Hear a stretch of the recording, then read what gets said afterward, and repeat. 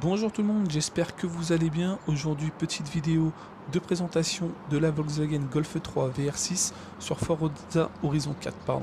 Donc la Golf 3 VR6, c'est quoi? C'est tout simplement une Golf motorisée par un très gros moteur V6. 2,8 litres de cylindrée, 174 chevaux pour 1270 kg. Donc c'est un véhicule qui est assez léger au jour d'aujourd'hui, mais qui était déjà assez lourd à l'époque. Motorisé par un très gros V6 sous le capot avant, ce qui donne une répartition des masses qui est de l'ordre de 65% à l'avant et donc 35% à l'arrière. Donc c'est un véhicule qui a plutôt tendance à être sous-véreur. Donc comment distinguer une Golf 3 VR6 d'une quelconque Golf 3? Bah écoutez, c'est très difficile parce que comme vous le voyez visuellement, on a un véhicule qui est très discret, très banal. Là, cette version, c'est une version ce qu'on appelle OBD2. On a les OBD1 qui ont été produits de 1991 à 1993. En 1994 et 95, on a ce qu'on appelle des versions hybrides. Et à partir de 95 jusqu'à 98, c'est les versions OBD2. Donc les versions OBD2, en fait, ils ont supprimé les extensions d'ailes noires que l'on voit généralement plus communément sur divers Golf, ainsi que les bandeaux de pare-choc noirs. Donc là, on a un véhicule qui est vraiment quelconque qu'on pourrait prendre pour une Golf 3 GL. Toutefois, il y a quelques éléments qui permettent de se dire que c'est pas n'importe quel véhicule. Au-delà des monogrammes qui sont sur la malle avant, la grille de la calandre avant, ainsi que sous le feu arrière droit, on va retrouver la double sortie d'échappement ici présente. Les feux arrière légèrement fumés sont communs à énormément de versions comme les GT-TDI, les GTI et les VR6. Le petit béquet arrière également. On va retrouver par contre à cet endroit là, au niveau des jantes arrière, donc des étriers de frein ainsi que des disques de frein, donc qui sont réservés uniquement au GTI et au Golf 3 VR6. Et à l'avant, on va retrouver des disques de frein et étriers de plus gros diamètre. Donc esthétiquement, ça va être vraiment les seules choses que vous allez pouvoir distinguer pour reconnaître la Golf 3 VR6 d'une GL, d'une TDI ou d'une GTTI, enfin voilà. Après on retrouve bien sûr les monogrammes, mais les monogrammes ont souvent été retirés par les propriétaires dans un souci de discrétion. Alors si on ouvre, voilà, le cœur de la bête est là. Le moteur VR6, alors c'est un moteur qui est très compact, en fait il s'appelle VR6 pour la simple et bonne raison que VR6 signifie en gros V6 en ligne en allemand. Donc on a un V6 qui est très compact avec des cylindres qui se chevauchent les uns des autres. Donc on retrouve, voilà, c'est un moteur qui est assez gros, assez compact à la fois, et loger dans les années 90 un tel moteur dans une telle voiture, c'était un défi à relever. Donc à l'époque, la concurrence, il n'y en avait pas énormément. On retrouvait uniquement la Peugeot 309 GTI 16 qui disposait de 160 chevaux, la BMW série 3 Compact en version 323 Ti, qui développait, si je dis pas de bêtises, 170 chevaux également, et la Golf 3 VR6. Voilà, c'était vraiment les voitures qui pouvaient se permettre des performances très élevées, et encore que la 309 GTI 16, elle, cherchait plutôt les chronos, les performances. La BMW série 3 Compact, elle, misait plus sur son mode de propulsion et la touche BMW, alors que la Golf 3 VR6, elle, correspond plus à une voiture, une GT, ce qu'on appelle une GT, un véhicule pour vraiment rouler fort sur autoroute dans un confort incomparable. Donc là était le créneau de la Golf 3 VR6 quand elle est sortie. Voilà. Donc on va retrouver à l'intérieur des sièges semi-baquets. On voit qu'ils sont plutôt assez enveloppants là visuellement. On va retrouver le pommeau que l'on ne retrouve pas sur les modèles européens, avec la fameuse balle de golf qui est commune à toutes les GTI. C'est vraiment une des marques de fabrique. On va retrouver la gestion de climatisation là en bas, ainsi que la gestion de l'autoradio juste au-dessus. Et puis le compteur. Alors là, le compteur est en miles, on voit pas bien, mais sur les OBD2, en fait, c'est un compteur qui monte de 0 à, qui est gradué jusqu'à 240 km/h. Donc, on va démarrer le moteur, écouter ça, parce que c'est vraiment le point fort de cette voiture, c'est son moteur.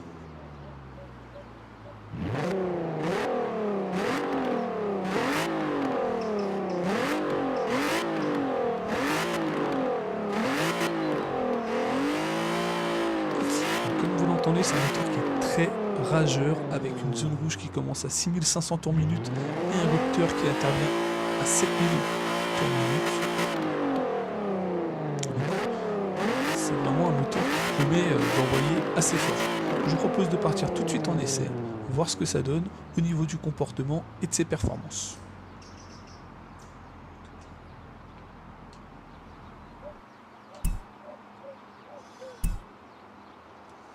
Allez.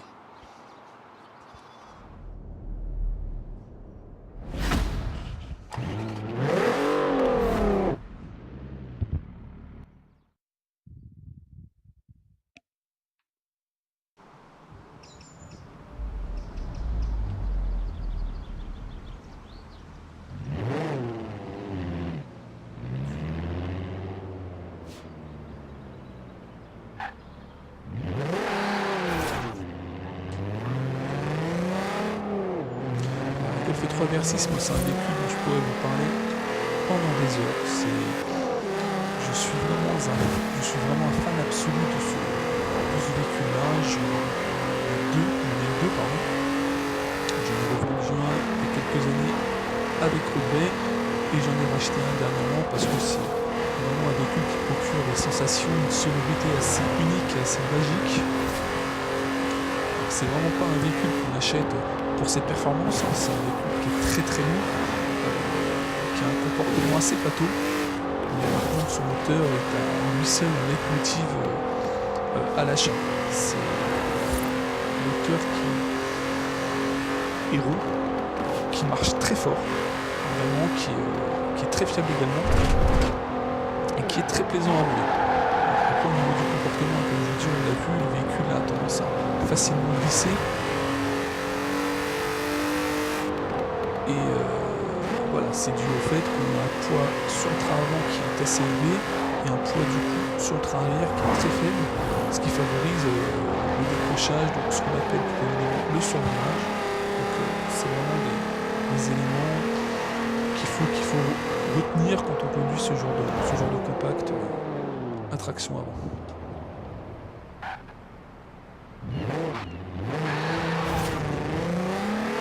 Après, c'est pas un monstre de performance. Moi, ce que j'ai relevé après les divers essais que j'ai pu faire, c'est un 0 à 100 qui est exécuté en 7 secondes 54, un 0 à 200 km/h en 31 secondes 82, et je suis parvenu à une vitesse maximum de 238 km/h. Alors, sincèrement, c'est une vitesse que je n'ai jamais réussi à atteindre avec l'une de mes Golf. J'ai toujours plafonné à 230 km/h, voire 233, 234 compteurs, donc ce qui doit correspondre à entre 225 et 230, je pense, en vitesse réelle. Après, je n'ai pas non plus poussé la voiture pendant 10 minutes à cette vitesse-là, ou chercher un faux plat pour vraiment aller chercher la vitesse maxi. Voilà, on voit très bien que à haute vitesse, elle est plutôt stable. Qui est très très sain pour la vitesse, mais voilà, c'est au jour d'aujourd'hui, rouler à ces vitesses-là, c'est devenu un crime, donc je m'abstiens. Et aujourd'hui, voilà, je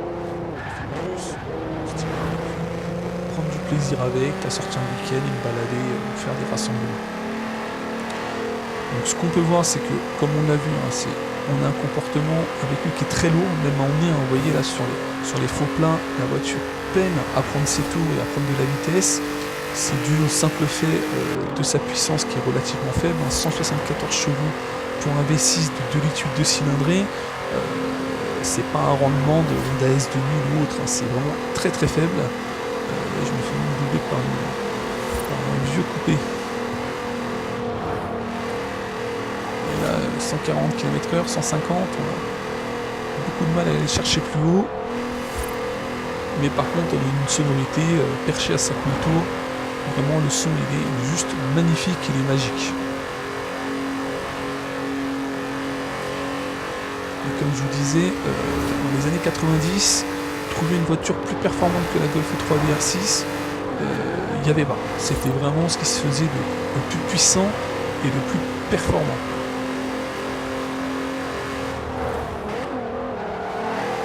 Et d'ailleurs, c'était un véhicule qui était très prisé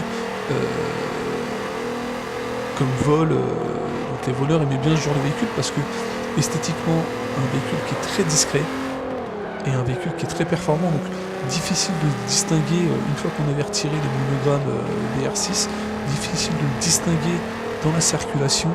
Mais par contre, vous aviez un petit avion de chasse dans les années 90. On a vu que la concurrence était très très faible. La 309 GTI 16, c'est un véhicule qui est pratiquement anecdotique parce qu'on en voit très très peu. Une BMW série 323 Ti, j'adore le bruit dans le tunnel, là c'est magnifique. Donc je vous disais, la 323 Ti, c'est un véhicule propulsion avec une réputation de conduite à la propulsion plus difficile, un peu moins pilotable, j'ai envie de dire, où il faut être un peu plus attentif au niveau de la conduite parce qu'on a un train arrière qui peut se dérober à différents moments. Donc la Golf 3 VR6 vraiment était un véhicule qui était simple, traction, 170 chevaux, il n'y avait plus qu'à. Là on est déjà à 230 km/h, on arrive en début de zone rouge à 240 bientôt. Voilà, 239. 240, vous voyez, j'ai dépassé la vitesse maxi que j'avais obtenue lors de mon précédent essai.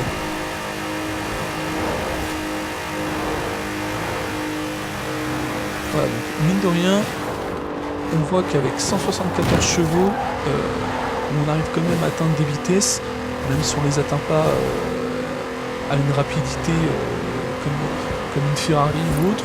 Bah mine de rien, elle fait le job, elle envoie ce qu'il faut, où il faut et quand il faut.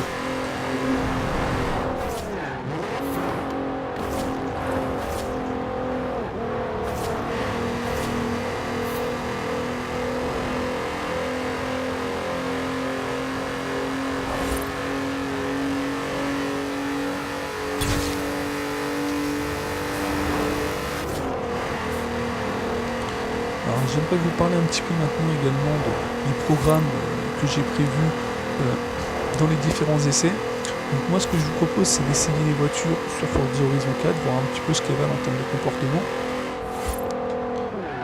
Il est super le maire. Ensuite de les essayer sur Forza Motorsport 7 sur le circuit du Nürburgring pour vraiment aller chercher un temps et essayer d'obtenir un classement des véhicules les plus performants avec un temps bien précis. Et donc dans cette série, je vais vous proposer des véhicules de série, mais également des véhicules préparés. D'ailleurs, je vous dis tout de suite que pour le numéro 2, j'ai prévu d'essayer la Golf 3 VR6 en version synchro. Donc c'est un véhicule qu'on ira préparer ensemble, qu'on ira régler ensemble pour essayer de coller au mieux à la réalité, à ce que représente le modèle en véritable version dans la vie réelle. On essaiera également des versions préparées qu'on essaiera de reprendre par rapport à ce qui existe, alors soit des voitures de film, soit des voitures de jeu, pourquoi pas, je pense à Initial D, je pense à Fast and Furious et à d'autres choses, donc ça peut être très intéressant d'aller essayer ça ensemble également. Et puis si vous avez des idées, si vous avez des choses, pourquoi pas des préparations ultimes, on ira chercher le maximum de performances possible, voilà. Il y a diverses choses qui peuvent être faites. Voilà, typiquement une série 323 Ti compact. C'est ce modèle-là. Donc c'est vraiment un modèle qui rentre en concurrence avec la Golf 3 à l'époque. Donc, et puis donc si vous avez des véhicules que vous voulez voir tester dans le jeu, faites-en part dans les commentaires. C'est la fin de la vidéo, j'espère que cela vous aura plu. Si c'est le cas, un petit like, pensez à vous abonner à la chaîne 4K Gaming et activer la petite cloche de notification pour être au courant et informé des prochaines vidéos. Sur ce, je vous souhaite une très bonne journée et je vous dis à très bientôt.